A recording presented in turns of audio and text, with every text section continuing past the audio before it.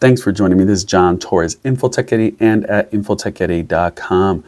Today we're doing a review of the Vatic Pro VSol Power. This one specifically is about the Flash 16mm foam core, but you might be able to get an idea of how the new foam core paddles perform. And before I continue, full disclosure, I am an ambassador of Vatic Pro. What that means, they give me early access to these paddles. I still pay close to consumer pricing for that, but they give me a small little discount on it.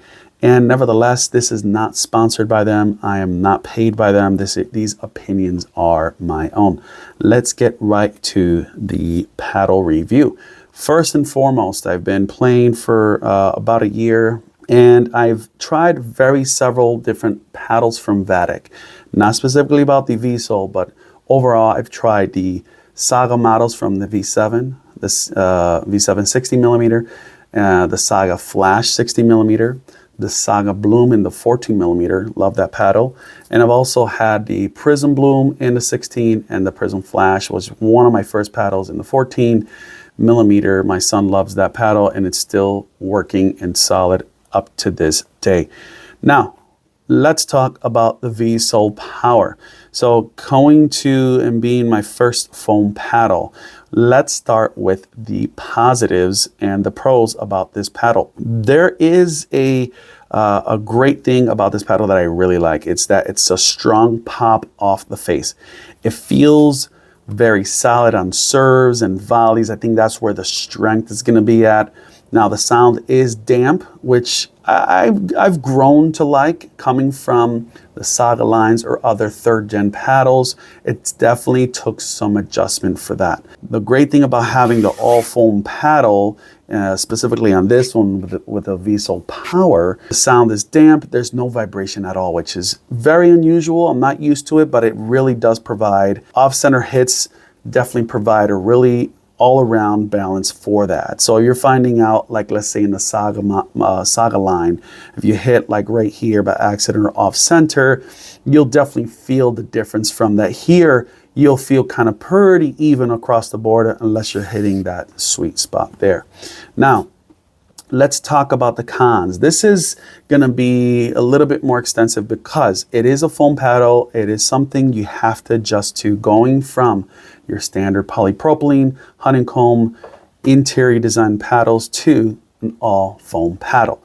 Now, there are some challenges. Right away, it took me a while to get used to the feel of the paddle. It took almost several hours. It took me, I think, about 8 hours. I played a lot this week. And in the beginning, the sweet spot was very small. It took me a long time to really get a feel of how this paddle would play, where it's gonna go. The paddle doesn't pocket the ball much. And on my scale, let's say on a scale from low, medium, or high, this is a really low percentage of how it pockets the ball. Again, it's not designed for that. That's just how this one specifically works. If you're looking for that for a foam paddle, I think the VSol Pro might be better off suited, or maybe this might not be for you if you're looking for that. We'll get more to it and who this paddle is for at the end, but nevertheless, I just want to give you up close about that part. It took me, again, several games and hours to really get used to the feel and the sound of the foam. Honestly, it was really frustrating at first. It has grown to me. The sound and the feel has grown more on specifically with serves and drives, but the sweet spot after maybe about 8 hours, it's there. It finally has got there. I feel like it finally opened up and I finally felt where the sweet spot is, specifically on those drives, serves, and volleys. It really just, it is a little tight. It definitely is gonna take some time to manage. Nevertheless, you know, if you feel like, you know, this is something not for you, just give it some time for that. The ball is really great at exploding off of the face. That's really one great advantage about that, that you get all these things and you're finding out, wow, it's muted both in feel and sound. It makes it harder to learn about shaping those shots, but the ball explodes off the face with a lower sound than we're used to, especially for the average person that's used to purchasing or using Vatic Pro, other models or paddles. That's going to be an adjustment. That's going to be a big adjustment. So again, there's going to be some growing pains, so please take your time with it. That's definitely something I learned right away from the beginning. So let's get right to the next segment, which is called the 3Ds, Dinks, Drives, and Drops. Let's talk about Dinks. This is where, again, I struggled the most. The feel is very muted. I had trouble gauging that touch. Taking balls out of the air was good though. I mean, like if you just put your paddle out there and you want to take it out of the air, you did feel some response from that. Spin is good. I do like the pop. I do like the pop, especially when you're doing those battle exchanges for volleys. That really is where this thing is going to shine. But it can be tough for some players. I put together a clip. I was playing a game last week, so you'll see, look at the description down below. There's like a little short clip of one of my best rounds that gave some people an option of like how to see the drop, how it sounds like, what it looks like with dinks and with volley and hits. So hopefully that helps you out. Take a look at that video clip and let me know what you think. Drops again were good, but not great. Because of the pop, I felt like the ball didn't really shape. It was hard to feel where that ball was getting to, how it responds. Again, it's taking some time to get used to how this is, which it made it really tricky at times. Versus something like, let's say my Saga V7.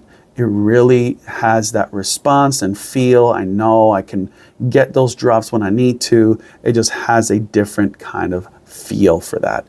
Now, what really, really drives this paddle is when you're driving the ball. This is where the paddle shines. Overheads, drives, serves come off hot, and a lot of those balls are just not coming back. My serves were very strong with this paddle, sometimes too strong. I had to dial it back a little bit. Shaping the serve wasn't possible for me the way like it was with the Saga V7. Like, so for example, if I'm doing like a slice serve or banana serve, I felt like with my Saga V7, I can do better shaping with the ball. This was very difficult to do. Again, you won't feel or get that same pocket feeling off the face with this paddle. But if you like straight power serves, this is a paddle and it's excellent for those drives and returns for that.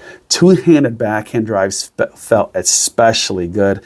This is really good compared to the V7. You definitely get two hands back there. Of course, you have to have that one finger there. Really nice when it comes to those two-handed backhands. I was really surprised how nice and poppy this paddle sounds for that. Really, really recommended for that. So, in conclusion, who is this paddle for? This paddle is going to be for players who don't like plush Gen 3 paddles. There's somebody I know that tried several of my paddles, including the Saga V7. They really enjoyed that one. And I let them try some other Gen 3 paddles that were within budget and also something mid-range in price. They weren't really impressed about the full plushness of a Gen 3 paddle that can shape shots. Again, this is something from somebody that used to play tennis, so maybe they wanted something a little bit more firm, something different.